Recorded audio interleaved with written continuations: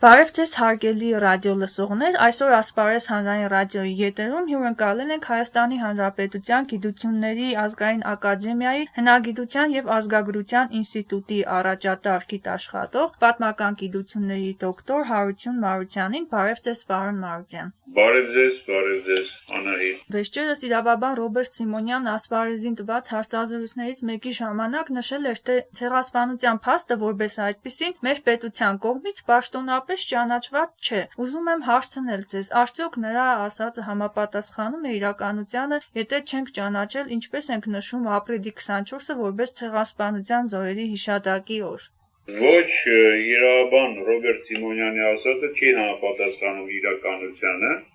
Դեռևս 1988 թվականի նոյեմբերի 22-ին Հայաստանի Խորհրդային Սոցիալիստական Հանրապետության Գերագույն խորհուրդը ընդունեց թիվ 1401 գծիկ 11-րդ օրենք, որը կոչվում է այսպես. Օսմանյան Թուրքիայում հայերի 1915 թվականի ցեղասպանության դատապարտման մասին օրենքը։ Այդ օրենքի առաջին կետով հենց այդ ձևակերպումն էր, դատապարտում են Օսմանյան Թուրքիայի տարածքում հայերի 1915 թվականի ցեղասպանություն, երկրորդ կետով ապրիլի 24-ը հայտարարում էր հիշատակի օր եւ ոչ աշխատանքային օր։ Ու քանի որ այդ նստաշրջանը Գերագույն խորհրդի անց էր կացվում օպերայի շենքում եւ ոչ բոլոր պատգամավորներն էին ներկա եւ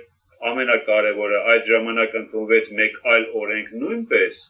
որով որ ուրեմն խորհրդային միության Գերագույն խորհրդի նախագահության կամ Գերագույն խորհրդի ընդունած այն օրենքներն էին հայտարարվում Հայաստանի համար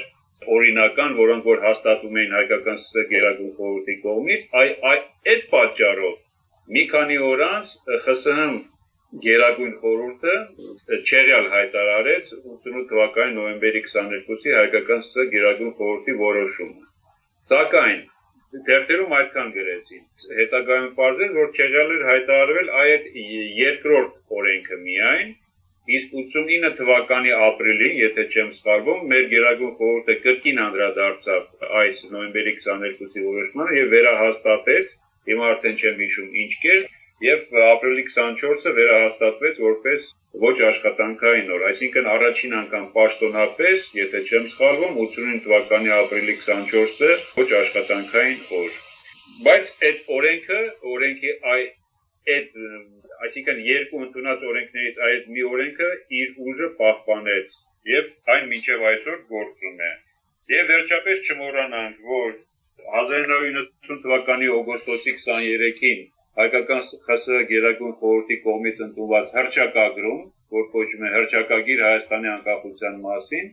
դրա 11-րդ կետում նշված է. Հայաստանի Հանրապետությունը սատար է կանգնում 1915 թվականին Օսմանյան Թուրքիայում եւ Արևմտյան Հայաստանում հայոց ցեղասպանության միջազգային ճանաչման գործին։ Այսքանը բավարար է այս ամենը իրավաբանորեն նկատելու, գնահատելու որպես թե օրենք, որ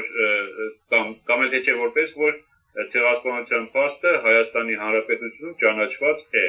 պաշտոնապես ճանաչված է։ Այսինքն բնավ էլ անհրաժեշտություն չկա, որ Հայաստանի Հանրապետության ազգային ժողովը կրկին դնի, այսպես ասած, քվեարկի եւ մի նոր բանաձև ընդունի, որ հայոց ցեղասպանության մասին դա տեղի ունեցել, դա փաստ է։ Իմ խորին համոզմամբ դրա կարիքը բնավ չկա։ Այս օրենքները գործում են, դրանք ոչ ոք չի վերացրել, այնպես որ կարիք չկա։ Եթե ինձ եք հարցնում, ես իրավաբան չեմ, ես պատմաբան եմ, բայց այս օրենքները գործում են։ Մի քիչ անհետետ կստացվեր, որ սեփական պետությունը չճանաչեր ցեղասպանությունը, բայց այլոց պահանջ ներկայացներ, թե ճանաչեք, դա ոնց կլիներ։ Դե իհարկե, ախր կարծում եմ պարոն Սիմոնյանը լավ կլիներ ուրիշ բանի վրա շեշտադրում աներ, խնդիրներ մենք շատ ունենք, հենց իրավական ոլորտում, այնպես որ այս հարցում նա իստում է սխալվել է։ Լավ եղավ, շնորհակալություն, ավելացնել ինչ-որ բան ունեք։ Ոչ, ձեր գործին հաջողություն եմ ցանկանում, մեր ունկնդիրներին էլ լավ տրամադրություն